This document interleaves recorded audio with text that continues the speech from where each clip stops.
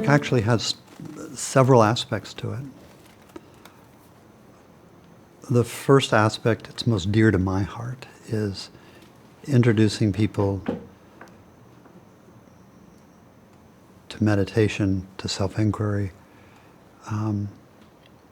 helping them discover and uncover, I would say, or recover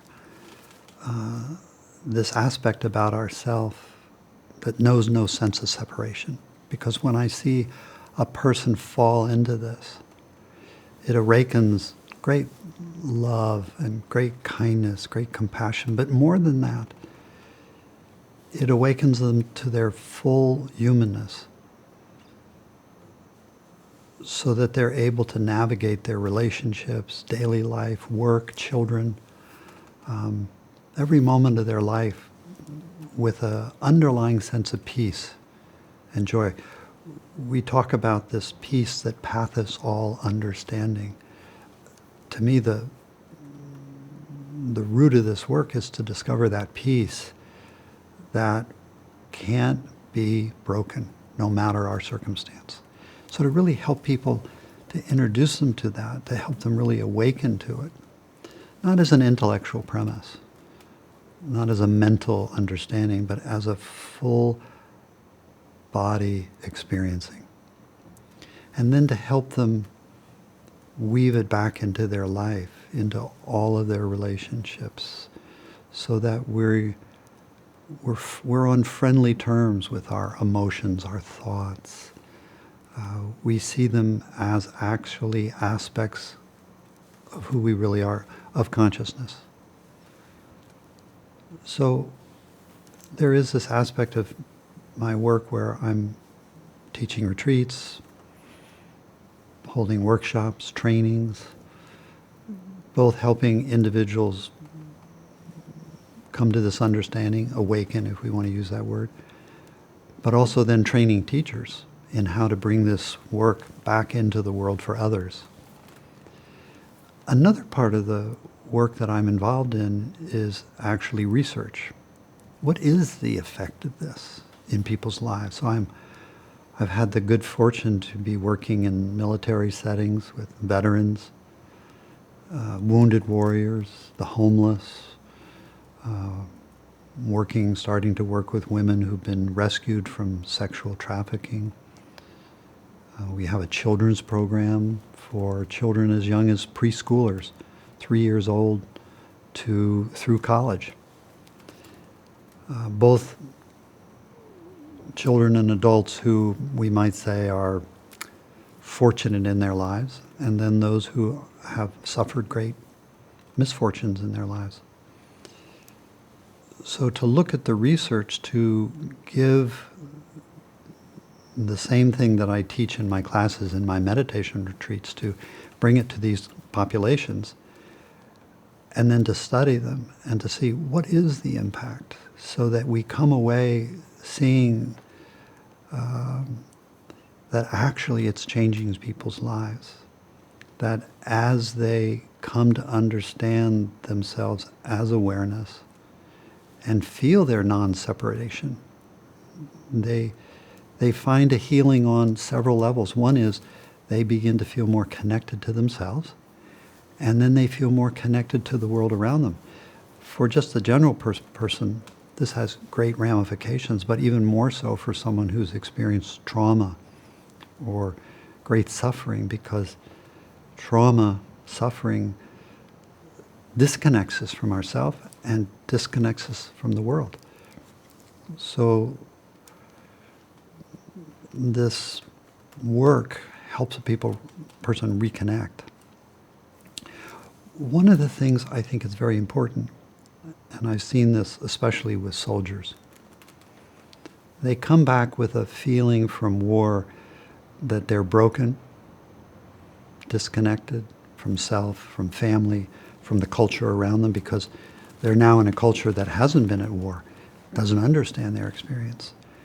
And when they're at war, they're with a band of brothers or sisters that's very connected. Now they find themselves in daily life with people who don't understand them, and they can't understand the people they're around.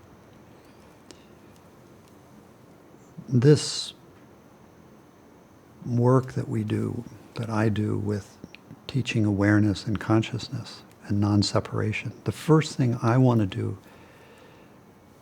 is introduce a person just to their basic beingness that we all share in common. I've never met a person, whether they're in a military setting, whether they're in a homeless shelter, or whether they're at a recreation center, who doesn't know what it's like just to be. But when I ask them to spend time, all of a sudden, and I ask them several questions, when you're just being, where do you feel being? And the question that comes back in many different formulations, but it's basically the same answer. I feel like I'm everywhere and nowhere specific. But I feel myself as an undeniable presence.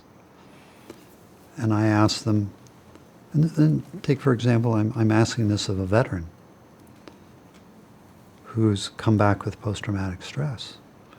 And I'm saying, when you're just being, and you're just being here, just being with yourself, what happens to your thinking mind? And they say, well, it starts to slow down. And I say, this feeling of being, is it familiar or unfamiliar? And they all say, no, it feels very familiar. They do say that they don't spend much time in being, but that it's familiar.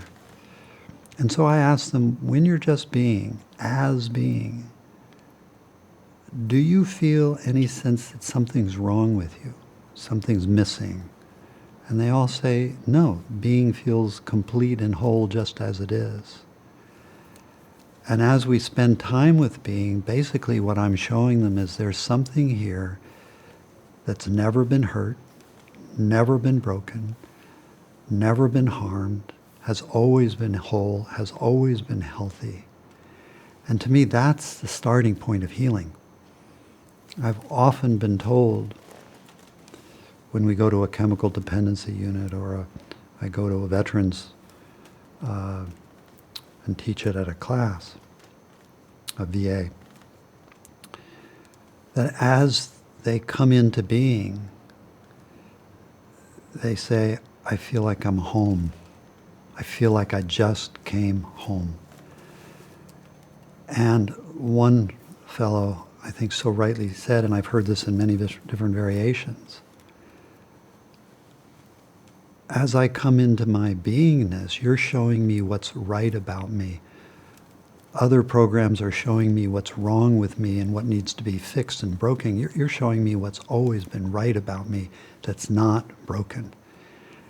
And this fellow said, why would I want to visit my worst nightmare without knowing this? But now that I know this, I'm ready to visit my worst nightmare. So I think it's very important, both with people that are struggling and we're working to help them heal, but also with the general choir, I call them, who are interested in self-awareness, awareness, consciousness. That right from the start, we introduce them, we might say, to the final teaching. That being is the doorway to knowing oneself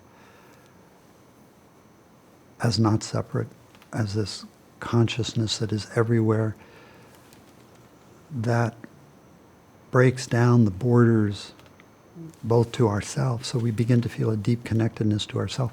But then when we look back out with those eyes, we see others as ourself. It breaks down the disconnection with the world around us and others, and leads to a tremendous healing that can be very quick. Then, to take that basic fundamental insight of our wholeness, our interconnectedness with all of life, back to those parts of us that may feel broken, that may feel need addressing. We come to them not in a manner so much as to fix them, as to welcome them into our wholeness. And in that welcoming, there's a spontaneous healing that arrives. So the emphasis shifts from something's wrong with me to what's right and has always been right about me, it's a game changer.